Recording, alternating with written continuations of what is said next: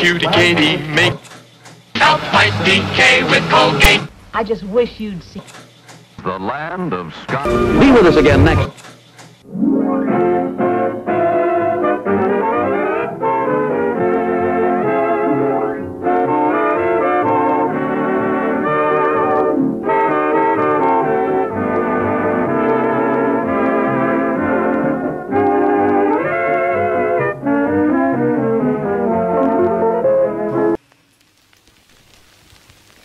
A message brought to you by the creator of this special.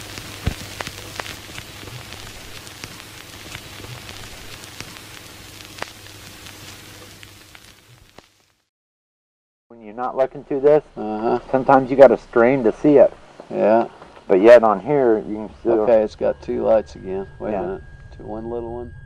For more than 100 years, there has been absolutely no explanation as to how this phenomena occurs. Every single day on the border between Missouri and Oklahoma, a light shines in the distance, known as the Droplet Hornet Spooklight. The sightings of the light go back as far as the Trail of Tears back in the 1830s. The light had been locally popular since then, as it didn't become famous nationwide until after World War II. At the end of a very long dirt road, you will see a light, sometimes two, blinking, changing different shades of color. If you walk towards it, the light will slowly fade away. In the early 1900s, the Army Corps of Engineers went to the area to investigate the source of the light. They left with nothing. Multiple theories have been made about the light since then, such as it being merely marsh gas, the spirit of an Indian who died in the Trail of Tears, or the lantern of a man looking for his child who had been kidnapped. But none of these theories add up.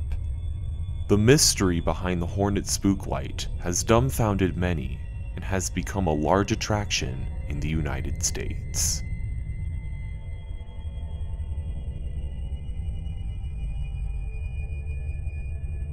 On February 25, 1957, a young boy was found beaten to death inside a black box in the Fox Chase neighborhood in Pennsylvania. The boy has never been identified and goes by the name America's Unknown Child. The body was found inside the box, wrapped in a blanket, resting on top of a bassinet from JCPenney. Autopsy reports concluded that the boy was most likely beaten with a blunt object and endured physical trauma. The police took fingerprints from the boy, hoping to find out his identity. Unfortunately, they didn't have any results. Ever since this discovery, there has been some speculation regarding where the boy may have come from. In February 2002, a woman who identified herself as M went to the police and claimed to have been involved with the child's death. She said that her abusive mother had purchased the boy from his family and then beat him to death after he vomited in the bathtub. Although the story seemed accurate, there wasn't enough proof to back it up. People also believe that the boy may have been raised as a girl because of the botched haircut the child had when he was found. The boy is now buried at the Ivy Hill Cemetery with a tombstone titled America's Unknown Child. The identities of the killer and the boy in the box remain a cold case.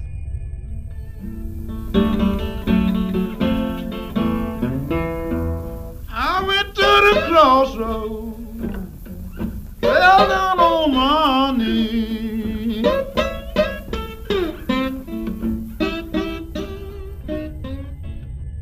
Robert Johnson is one of the most famous and mysterious blues singers in musical history. He wrote and composed a handful of songs throughout the 1930s. There are only 2 verified photos of him, leaving behind more mystery and obscurity. Growing up in Robbinsville, Mississippi, Johnson had a great family reputation of playing the harmonica, but knew nothing about the guitar. Johnson left his hometown and went to live on his own for a few months. When he returned, his family was very surprised to see how suddenly good he was at playing the guitar. This left many suspicious, creating a myth that Robert Johnson traded his soul to the devil for guitar playing abilities. The story is that Johnson was waiting by a crossroad at around midnight, where he saw a tall black figure standing in front of him. He handed the figure his guitar. The figure tuned it and played a few songs and then gave it back to Johnson, who was now able to play the guitar fluently. The rumors got even more popular when Johnson wrote the songs Crossroads and Me and the Devil, in which he hints at the rumors. Despite his revolutionary guitar skills, Johnson wasn't nearly as famous then as he is now, and barely made enough money to even support himself. When he was playing at a dance in Greenwood, Mississippi, he was offered a glass of whiskey. 3 days later, Johnson was found dead at 27 years old. The oddest thing about his death was that no doctors were around to perform an autopsy, so no one knows for sure how he died. More rumors were created that the whiskey Johnson drank from was actually poisoned, and that was what killed him. Things don't end here. The burial location of Robert Johnson is also unknown. Robert Johnson didn't officially achieve worldwide fame until the 1960s, so at around this time, 3 churches claimed to hold the remains of Johnson, which caused even more confusion. Due to so little information and a majority of theories, Robert Johnson's life is an overall mystery.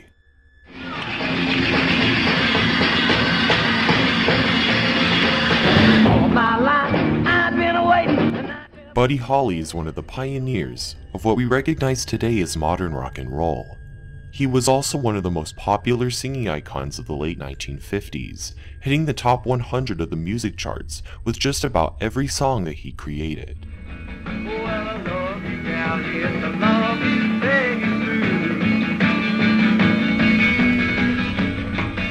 Until February 3rd, 1959, where he was killed in a plane crash at the young age of 22, along with 2 other singers, Ritchie Valens and J.P. Richardson. Ever since Holly's death, an urban legend has been surfaced known as the Buddy Holly curse. Shortly after the crash, multiple musicians that were associated with Holly have also had untimely or coincidental deaths. David Box would be the one to replace Holly in his band, and then later on start a solo career. On the way to a music tour, David was killed in a plane crash, the same way Buddy Holly had died. Eddie Cochran, who wrote a song dedicated to the 3 singers, died in a car accident in London a year later. Lloyd Copas, who went on a Western tour with Holly, was also killed in a plane crash. Keith Moon, drummer of The Who, went to go see the movie The Buddy Holly Story, and died a day later on September 7, 1978 from a drug overdose, the same day as Buddy Holly's birthday. Maria Holly, Buddy's wife, was pregnant with their only child when Buddy died. She would later on have a miscarriage. There are many more examples that have odd connections to the singer's death, leaving many people under speculation about the truth of the Buddy Holly curse.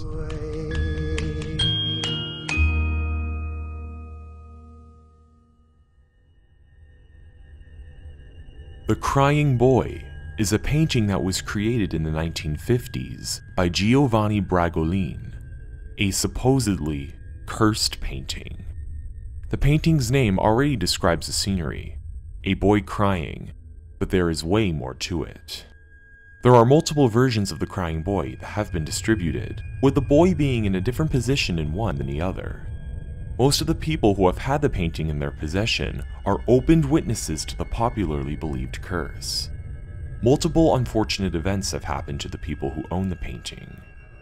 In the 1980s, multiple houses have been burned down, with everybody's belongings completely obliterated, except for the painting, completely unharmed.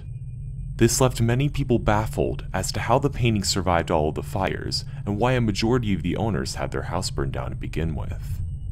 Eventually, people started to have public bonfires where they would burn their paintings before the curse affected them. Even after 30 years, there are still people who have second thoughts about having the Crying Boy in their house. The strangest thing about this painting is that the creator of it was actually unable to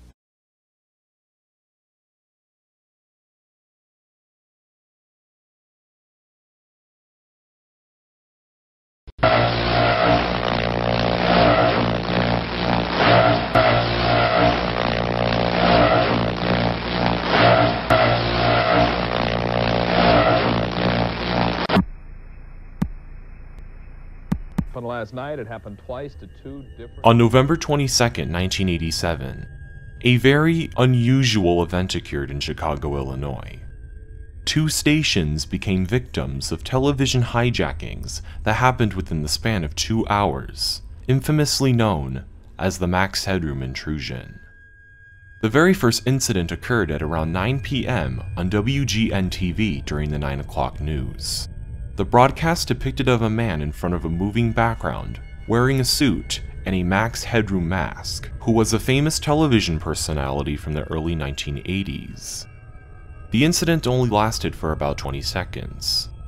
At around 11 o'clock that same night, the incident occurred again on WTTW during a Doctor Who episode, this time lasting nearly 2 minutes. The incidents hit national news the next day, along with numerous phone calls to the stations complaining and asking about what it was.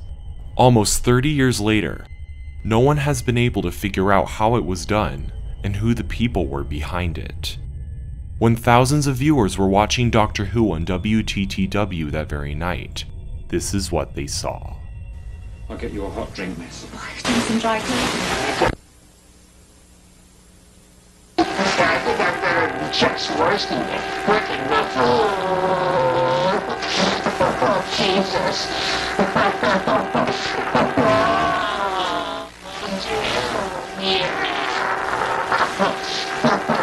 What's the wave?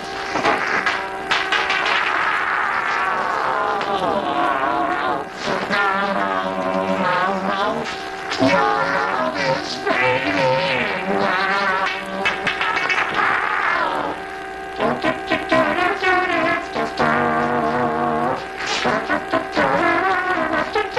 I still see the X. Oh, my piles.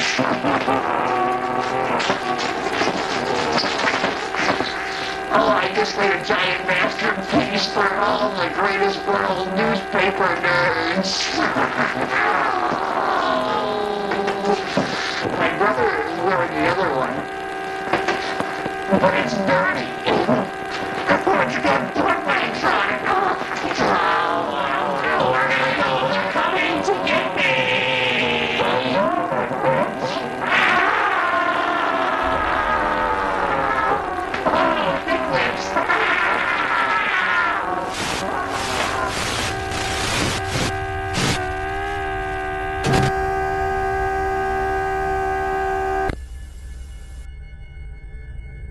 In Tucson, Arizona, there is a very strange and obscure roadside attraction, presumably in the middle of nowhere, called The Thing. The Thing is a gift shop and museum containing old artifacts such as telegraph machines and antiques dating back to the Wild West, and of course, contains The Thing. They lure in their visitors by placing rather intriguing billboards on the Interstate 10 highway every 30 miles or so. When you get there, you will be greeted with 3 sheds leading you to the exhibits and shops. The corridors of these places have painted monster footprints on the floor that eventually lead you to The Thing.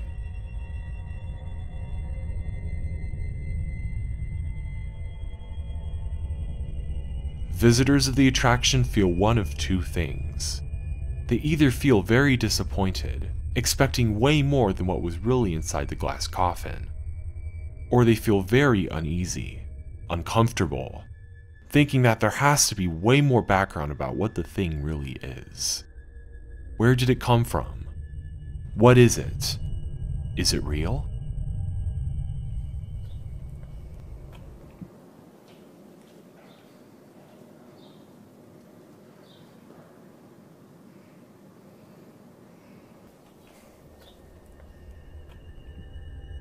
Robert the Cursed Doll is a local myth in the Key West, an island located in one of the Straits of Florida. In 1904, a 4-year-old boy named Robert Eugene Otto received a 3-foot-tall doll wearing a sailor suit, which he named after himself, Robert the Doll. Eugene would normally have conversations with the doll, which his parents dismissed as something normal at his age, but then when he got older, they began to question what was really going on. They would end up finding furniture knocked over, and Eugene saying that Robert did it. When Eugene got married, he placed the doll in the turret room of his house, where his kids claimed to see the doll in different places, and even sometimes making noises. After Eugene and his wife died, people who resided in the house after stated that they would hear the doll giggling and see its facial expressions change. Because of these stories, many people believe that the doll may have been cursed by Eugene's housemaid, the woman who gave him and created the doll, as she was rumored to be a practicing voodooist. The doll is now on display in a glass box at the Key West Fort East Martello Museum, but that's not where it all ends. The workers of the museum claim to have seen the doll change positions and even located on the other side of the room, out of the glass box. Tourists who want to take a picture of Robert have to ask his permission first, or else they will be doomed with a terrible curse. People who have been cursed have written apology notes to Robert, one of these notes being written by Jeb and George Bush. Whether these rumors are true or not, the legend of Robert the Doll continues throughout Key West.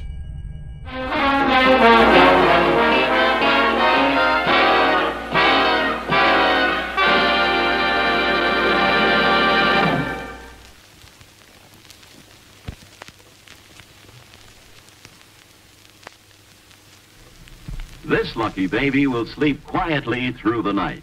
Yes, no matter how high the temperature goes outdoors, this baby's RCA air conditioner will keep his room filled with cool, dry, fresh air and keep that room so comfortable and quiet he'll never need a middle-of-the-night lullaby. Yes, quiet is the word for this new 1954 RCA air conditioner, as the wonderful Heart of Cold compressor silently cools the air for you. RCA, America's finest air conditioner, goes quietly about its business of keeping you comfortable. Its exclusive Hushabye fans silently push the air through the room in a fresh, cool flow. Listen how quiet, and see how simple. This young lady is responsible for the weather in her home. It's as easy as child's play. The RCA Climate Tuner, with its cleverly concealed panel, has push-button controls for choosing the indoor climate she wants. Now she's setting the thermostat control for constant, even comfort. And all through the night, that thermostat makes certain of the same cool, gentle room temperature. There's an RCA air conditioner to suit any room, one just right for you. And for RCA service and installation, get one of these RCA factory service contracts. Then you'll be certain of America's finest service for America's finest air conditioner. The RCA air conditioner.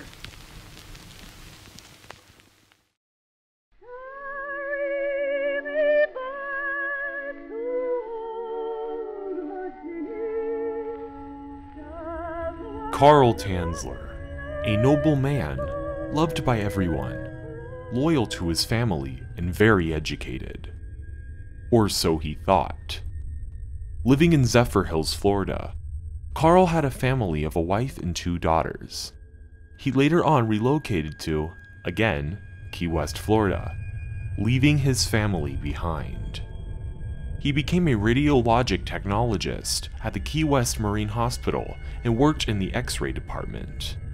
One day while working, Carl met a patient that would forever change his life. She went by the name Maria Elena Hoyos, who was seeking medical treatment for tuberculosis. Carl deeply fell in love with her. He knew that this woman was his absolute true love. Unfortunately, Maria died a year later in 1931. Grieving over her death, Carl compensated by paying for her funeral and, with her parents' permission, paid for a mausoleum dedicated to her. For the next 2 years, Carl claimed that Maria's spirit would talk to him and ask him to take her out of her tomb. One night, he did exactly that. Carl brought the body to his house and reattached her bones with wires. He inserted glass eyes into her vacant eye sockets and covered her with cloth and wax when her skin decomposed over time. To reform her body shape, he filled her insides with rags. When Maria's scalp started to deteriorate, he put a wig on her.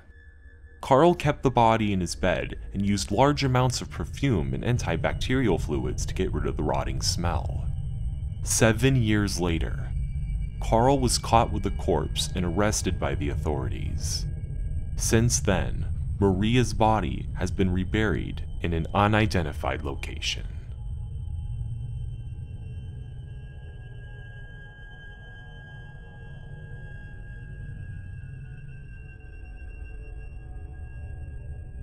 Mount Shasta has been a large attraction for many people for hundreds of years and officially became a national landmark in the 1970s. Since the last few centuries, native tribes have created stories and legends that even live on today and also still believed by a number of people. The tribes believed that the interior of the mountain contained a giant city with humans from the lost continent of Lemuria, along with some mythical creatures. This theory got so popular that 2 archaeologists wrote books about it in the late 1800s. Allegedly, a man known only by the name J.C. Brown was so intrigued by this, he wanted to come investigate it himself. In 1904, Brown went to the mountain and claimed that he actually saw the city. He set out a team to go down there and investigate 30 years later. On the day the search was supposed to start, Brown disappeared and was never seen again. A small religion has actually started because of this mountain, known as the I Am activity movement.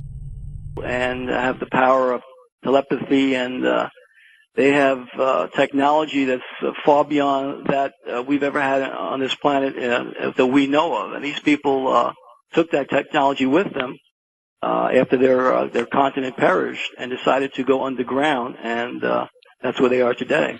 Why Mount Shasta?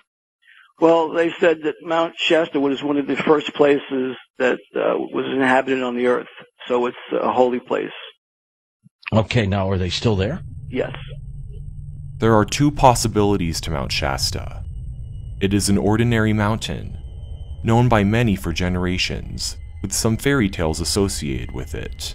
Or, it is what the legends really say, a power center of the entire world.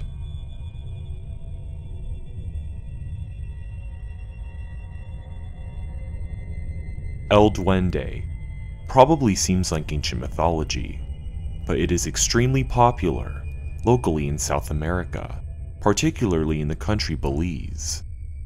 Since multiple countries have believed in El Duende for thousands of years, its appearance has been drastically warped, so no one knows for sure what El Duende really looks like.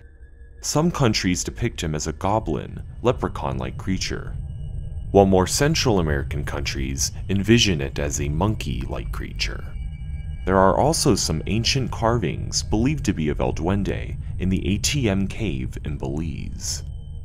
In the 1990s, a group of archaeologists were working on a project in a jungle located in Belize.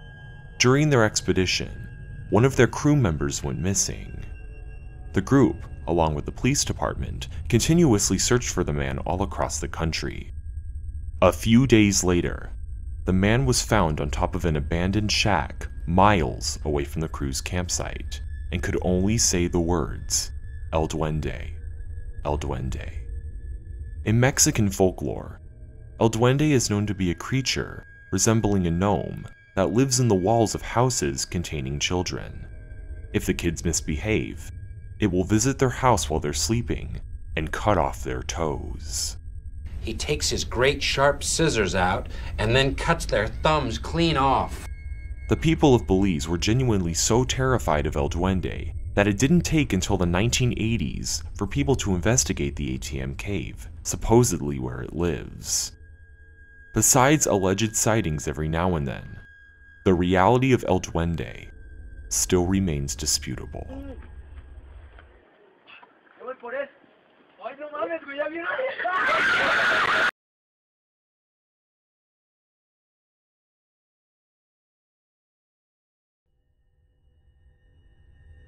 These stories contain aspects very similar to El Duende and are also locally believed in Hawaii. The many Huni are dwarf-sized people who live in the deep jungles and more uncivilized areas of the Hawaiian Islands. They were believed to be the original native tribes to live in Hawaii right before it was settled by the Polynesian.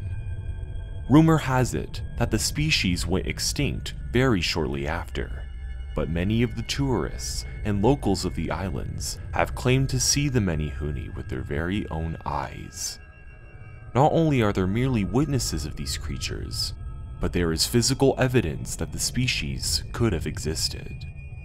In the island of Kauai, there is a historical landmark named the Pikuai Ditch. The ditch is a watercourse held together by a wall of stones that is actually still in use today. It was discovered in the late 1700s by archaeologists, but so far, no one knows who created it.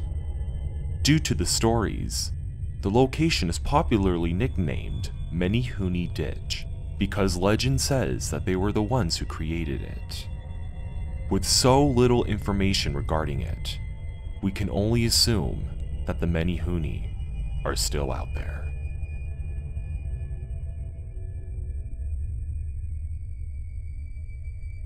The Overtown Bridge is located in Dunbartonshire, Scotland. It finished development in 1895 and was created by H.E. Milner. The bridge was used to facilitate the transportation of carriages to the Lord Overtown's estate, the person who had owned the land at the time. Sounds like a pretty normal bridge, but there is something way more paranormal about it. Ever since the 1950s, hundreds of dogs have come to the bridge to jump off of it and commit suicide. After numerous incidents of this happening, scientists came to the bridge to investigate what was causing it. They found multiple potential causes as to why the dogs do this, but their number one conclusion was the possible scent of the bridge. Most of the dogs that have jumped from the bridge have normally jumped from the exact same spot, and it appears as if the dogs aren't intentionally trying to kill themselves. They believe that the bridge reeks of a scent of mice and minks, which easily attract dogs, especially ones with long snouts, which is what a majority of the dogs found have had. This idea could very well be possible, but the answer is not definite, as a local man claims that there aren't any minks near the area. The increase of dog deaths has gotten so severe, the locals of the bridge had to put up a sign warning visitors to put a leash on their dogs when walking across the bridge. The large amounts of dog suicides at the Overtown Bridge still continue to baffle many.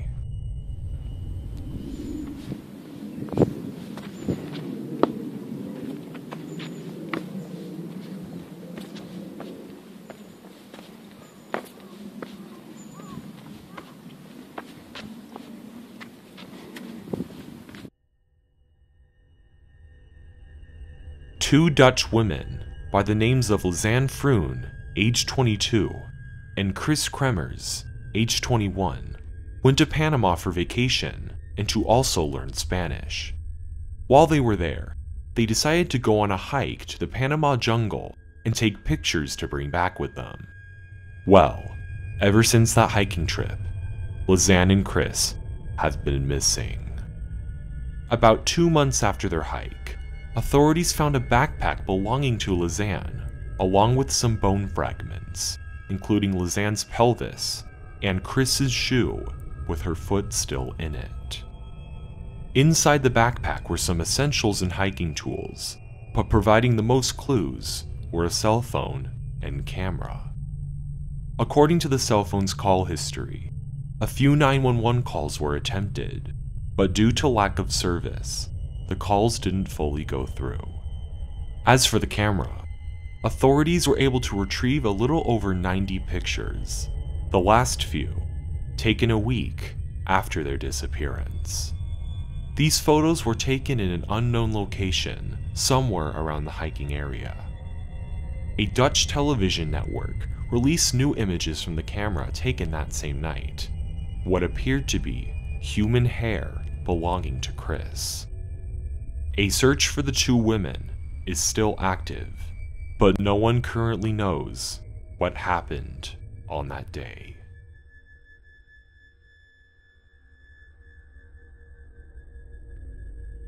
He doesn't have a face or any distinguishable characteristics, but only wears a hat and a trench coat, while remaining a solitary silhouette. The person will then wake and see the figure, but will be restrained to their bed, unable to move. They will start to panic, won't help but to continuously stare at the man, while he waits there, staring back with his expressionless eyes, right before disappearing without a trace. He is commonly called the Hatman. The Hatman is an urban legend that has been reported by numerous people around the world, who all have this similar story. He's often related with the legend of shadow people and sleep paralysis. While most shadow people are regarded as guardian angels, the Hatman is believed to be a sign of danger. He is known to be attracted to those who live in unfriendly environments, those who suffer with anxiety, depression, or post-traumatic stress disorder. He is rumored to be a fallen angel, or in other words, a demon. While the Hatman is normally seen when people wake in the middle of the night, people have also seen him during the day while doing their everyday routines. Here are a few stories that people have posted about their experience with the Hatman. When I was in 5th grade, I finally got my own room. My bed faced the door. One night I was sleeping and I woke up randomly. The odd thing is that I wasn't groggy, and I remember being quite alert. I heard what sounded like a really loud exhale. It sounded like it was right in my ear, but I convinced myself it was my brother. His bed was against the wall. Anyway, I rolled over to look at the clock on my bookshelf, and that's when I saw it. I was frozen in fear when I laid eyes upon it. This tall figure, so tall he had to duck through the doorway, with a large wide-brimmed hat. He walked in through the door, which creaked as it opened, and then walked into the middle of my room and just vanished. I remember as he walked into the room, I got a better look at it. Long coat with pants that looked like riding pants and boots. The weirdest thing about it is it appeared as if he had a red outline. I will never forget that. I am 20 years old now. I still remember that night vividly. I live in a 100-year-old house. The last 2 former residents had seen the Hatman always on the main floor hallway and kitchen. My mother was babysitting one time and saw someone peeking into the living room. She got up thinking it was my husband, but when she got to the kitchen, no one was there. I too have seen this figure peeking into the living room on several occasions. Best I can describe, it was a tall, slim male figure, all in a shadow, with a cowboy hat on. He would put both his hands on the doorframe and lean his head in. I've never felt anything negative about it though. I figured it was the original owner of the house, making sure the house was okay. This shadow guy was the reason the last 2 residents left, and after reading about shadow people, maybe I should be more scared. Thank you so much for watching, and thank you for 10,000 subscribers. I really tip my hat to you.